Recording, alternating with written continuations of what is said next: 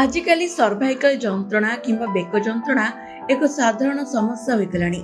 विशेषकर जो माने दीर्घ समय धरी बसी काम करती किंबा मोबाइल फोन लैपटॉप अत्यधिक व्यवहार करती। आहुरी मध्य सर्वाइकल जंत्रणा थिबा किछि लोक क्रमागत मुंडबिंधा हेउथिबा अभियोग करती। तेबे सर्वाइकल जंत्रणा कोन मस्तिष्क को मध्य क्षति पहुंचाई पारे कि आसंतु जानिबा विशेषज्ञ मत।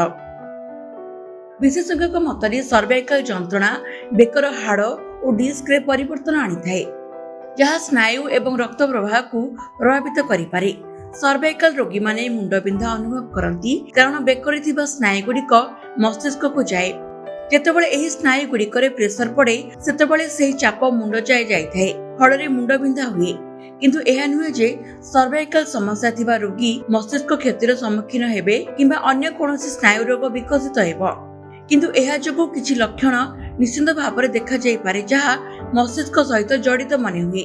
जेपरि कि बारंबार मुंडबिंधा अनुभव हेबो, मुंड भारी लागिबो, विशेषकर बेक पाखरे जंत्रणा वृद्धि पाए एवं केतेक समय रे सामान्य मुंड बुलाइबा मध्य अनुभव हुए।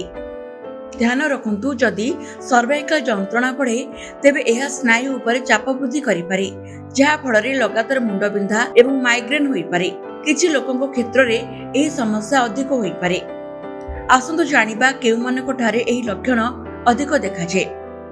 जो माने डेस्क चाकरी करंती, प्रतिदिन बाइक चलांती, जो मानक ठारे विटामिन डी एवं B12 अभाव अछि, अत्यधिक मोबाइल फोन व्यवहार करंती, एहाको किपरि रोका जिवो।